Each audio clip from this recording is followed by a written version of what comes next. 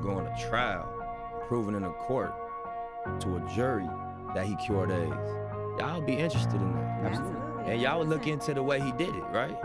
So I feel like more so than like championing his products or explaining his methodology, put some light on that case. Imagine being able to cure cancer or being able to cure any type of herpes, just all kinds of And that's what he do, by the way. That's what he did. Yeah. He used to send all types of vitamins up to the station. You had herpes? No. Hey guys, how's it going? Justin here, aka Kid Alchemy. Most of you know me as a producer, songwriter, composer, and beatmaker. Now, I don't normally weigh in on topics of this nature, but in the wake of the tragic and untimely death of rapper, entrepreneur, visionary, and influencer Nipsey Hussle, I thought I'd address a few things that have been circulating on social media. Most of you know, but those of you that don't, I'll just recap. Nipsey Hussle was gunned down in front of his LA store on March 31st, 2019. He was only 33 years old. Now, I just wanted to shed light on a few things, especially in the weeks to come, the days to come. Obviously, there's going to be more videos released. There's going to be more information coming out. And obviously, the theories are going to become wilder and more preposterous. And so I just want to let you guys know, just beware. Be cautious of the information that comes out. Don't be so quick to jump on anything anyone says. There's two predominant theories at the moment that seem to kind of be hammered away at, and me personally, I think that one of them kind of has credibility, kind of has credence, and the other one not so much. So, I mean, on the surface, it appears that this was gang-related, motivated out of jealousy, his former lifestyle coming back to haunt him. I know he was involved with some unsavory characters and, the gang lifestyle, but apparently that was long past him and way in his past. A lot of people, a lot of influential public figures took to social media and started screaming black on black violence has to stop, and implied that there's some sort of resurgence in gang-related violence reminiscent of the LA riots and so on and so forth, which once again, that's along the lines of one of the theories, and I don't buy it for a second. Along those lines, I'll just discuss this one because it seems to be one that I don't agree with. I think it's somewhat ridiculous, but Rizza Islam was the first to, live chat, and he was saying immediately that this death was no accident. It was deliberate. Nipsey Hussle was killed by the government because he was supposed to be the catalyst of this this war that they're trying to re-spark between the gangs in LA. They want to cause upheaval. They want to cause disruption, and the police want an excuse, and the government wants an excuse to bring in the National Guard and to bring in a bigger police occupation, bigger police presence, and that's why he was murdered by the government. And I think that is ridiculous personally, and there's a reason why I think that's ridiculous. Because while I was reading the comments on YouTube and Instagram, I was shocked at the amount of people that were rebutting that black on black violence sentiment and that this resurgence in gang-related activity. A lot of people were saying there's more to this than meets the eye, and of course I started looking further into it, and I realized that he was doing a documentary, actually, and most of you probably know this, but I'm just going to shed light on it, and I'm going to shed light on some of the intricacies that I've learned and I've read up on and I've researched. And it turns out he was in the process of creating a documentary on the controversial homeopathic doctor and self-proclaimed healer Dr.Sebi, real name Alfredo Bowman, who claimed to have a cure for many terminal illnesses. Now, at face value, that seems ridiculous. That seems like he's crazy, and even Nipsey said that too. It seems preposterous at first blush, no question about it. But he's in pursuit of creating a documentary, funding a documentary on Dr. Sebi, a very controversial figure who claimed to have cures for HIV, cancer, depression, erectile dysfunction, diabetes, just to name a few. And of course,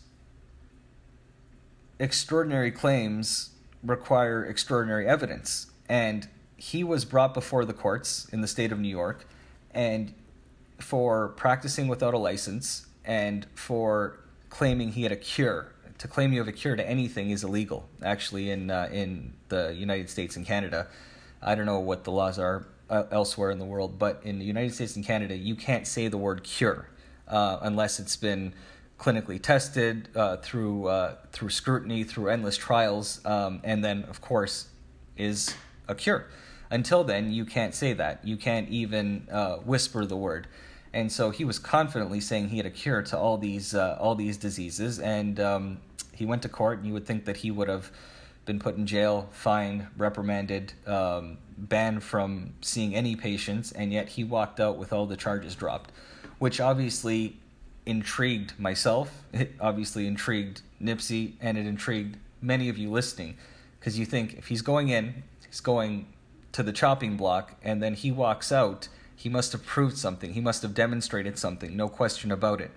Now, what that was, I'm not sure, but it had to have some validity to it. There's no question about it, or he wouldn't have just walked out with all the charges dropped. At the very least, he walked out not even with a charge of fraud or theft of people's money. So that's very important to note. Now, just to be cautious, the two main conspiracies are that one, and then that he was killed because he did the documentary, or he was pursuing the documentary on Dr. Sebi and his HIV cure. Now, I lean toward that one, no question about it. But I don't believe it's because of the HIV aspect to it. And that seems to be something that the media is really hammering home.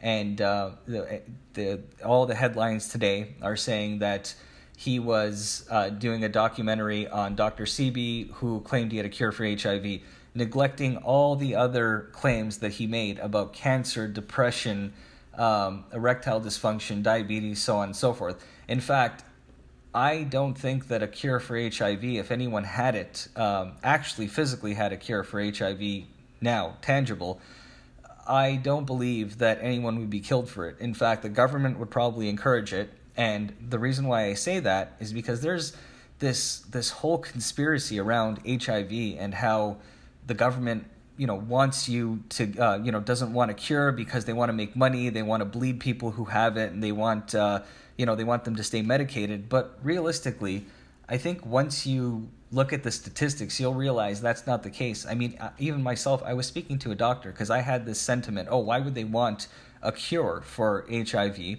when, they can make so much money off of the afflicted, the sick? And then you look at the statistics and you realize it's literally pennies to the big pharma and the pharmaceutical companies. 1.1 million, I'll just read you some statistics. 1.1 million people in the U.S. are infected with HIV. 36 million people worldwide. From the origin of the disease to the present, they calculate 77 million people have been afflicted with the virus. Now, presently, 36 million alive worldwide. That is, and roughly about $100 per person per year for the treatment, or the cocktail as they call it.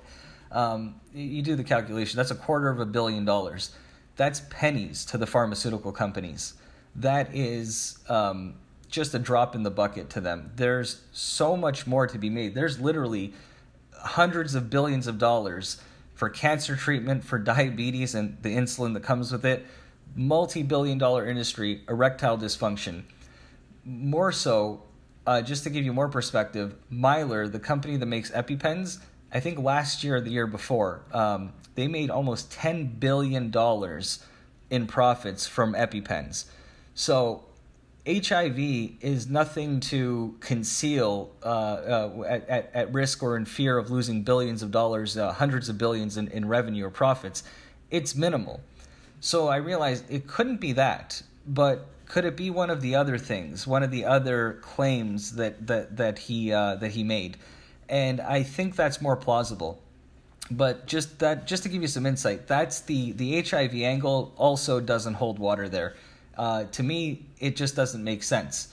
there seems to be this fixation on HIV, that he was killed, and like I said, endless quotes that he was killed because he was doing a documentary on HIV. He was doing a documentary on the doctor that had a cure for HIV.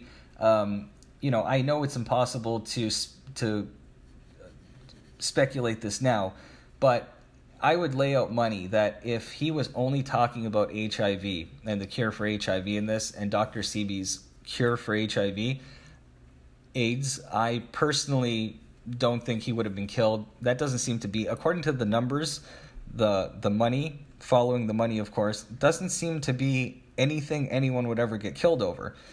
Now, if you claim to have a cure for diabetes or erectile dysfunction, that seems to be something they would kill you in the street over. Because cancer especially, I mean, anybody who just whispers I have a cure for cancer, which there are so many variables to cancer, but that's something that would no question get you killed. And I think the disservice that the media is doing and people are doing is they're fixating on the HIV aspect.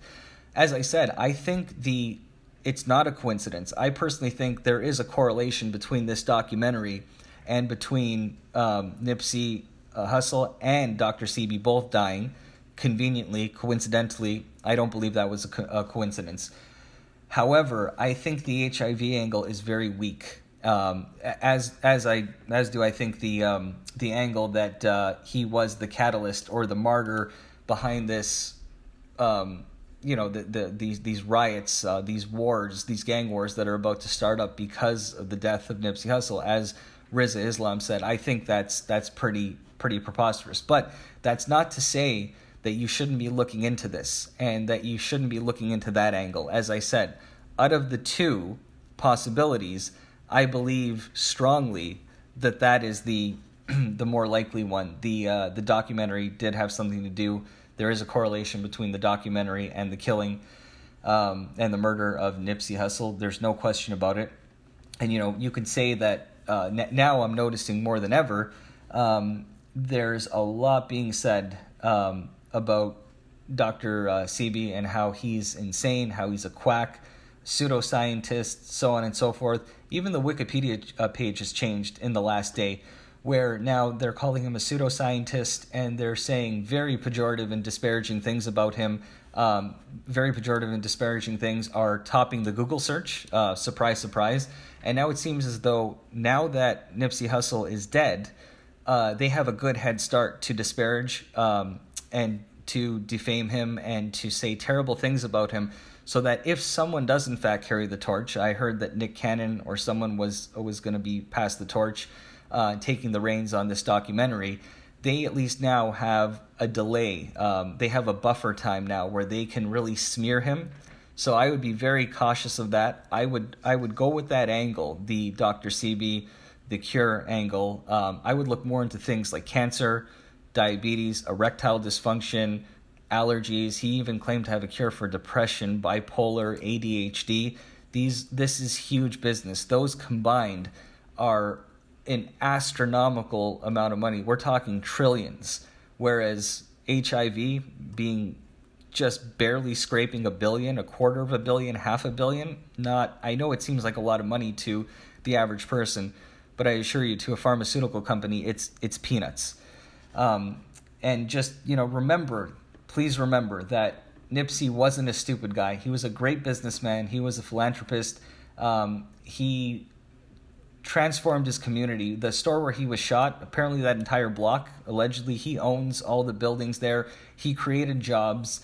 He was a visionary, in fact. I don't say that lightly. He was very much a visionary, and he had enough faith in Dr. Sebi, and he had enough faith in his project. And I have a few clips of him throughout the video where he does talk about Dr. Sebi, and he does discuss how risky this is, in fact, to do this, and how risky, and if anything were to happen to him, look to the documentary. Like I said, I don't think all these things are a coincidence. I think, in my opinion, you could do whatever you want, but in my opinion, I think you should disregard that Riza Islam notion and just kind of squash that conspiracy theory, because it's ridiculous. I don't think he was killed to spark any gang wars or riots or anything like that. I'm almost 100% certain that's not the case. Go in the direction of the the homeopathic doctor and Dr.Sebi himself. Look into him. Look into Nipsey Hussle. Look into what he was doing with the documentary. And I would look into the things that the media isn't telling you about. Why are they fixated on HIV? Why are they fixated on that? Why is that the sexy, catchy headline? What about the other things? Did he actually have a legitimate cure for one of the other things, like diabetes or erectile dysfunction? As I said, more plausibly, something that would get him killed. Just remember that he was a good businessman, a smart guy. He wanted, he wanted the best for people, for mankind, and he tried to help his community. He changed his ways. He changed a lot of people, provided jobs. Someone like this isn't a stupid guy that does something on a whim. And look, something he felt had this much conviction toward cost him his life. And he knew that it might cost him his life. So there is credence in this. There is a correlation between the documentary and his life ending. I strongly believe that. However, I don't believe it's because of the HIV. Just the numbers and the stats and the facts just don't match up. So I encourage you to do that and beware of any disinformation or misinformation in the weeks to come. I encourage you to do so. Be cautious of the information that's laid out, especially by CNN, mainstream media, no question about it. They generally don't have your best interests at heart. And rest in peace to a good man, to a great artist and a visionary. Very sad to see him go, but hopefully he didn't die in vain. Thank you. Why do they kill all holistic doctors? Messing up the medical industry. You short-stopping their grind. Why do niggas get killed for hustling in front of a nigga spot? You short-stopping the grind. And these niggas, they check is billions. You got niggas that get flipped for a couple $100,000. So you playing with some pharmaceutical money, And what's crazy, I'm working on doing a documentary on the trial in 1985. When Dr. Sebi went to trial against New York. Right. Because he put in the newspaper, he cured AIDS. Yeah. Did he beat the case. And he went to federal court the next day and beat that case on record. Yep. And nobody talk about it. That's crazy. I'm in the middle of doing this holistic detox right now. Day 6 of 14. Yeah, you was telling me. Yeah. So. No food, nothing. And they said it actually can help cure fibroids. It can help you if you are, cancer, any type of heart issues. And it's all natural herbs and all organic and all holistic without actually going to a doctor and getting pharmacy. Yeah. How you feel though? You feel I a difference? actually feel pretty good. Do you feel a difference, you think? I do. It could be also because I've cut a lot of things out and I haven't had any food, nothing solid at all in the past 6 days, but I feel all right, better than I thought. Just to go back to the Dr. Sebi thing real quick, what makes you want to do a documentary? Okay, get it right, man. What makes you want to do a documentary about Dr. Sebi? I think the story is important. I think it's a powerful narrative. It is. You know what I mean? And I think imagine this.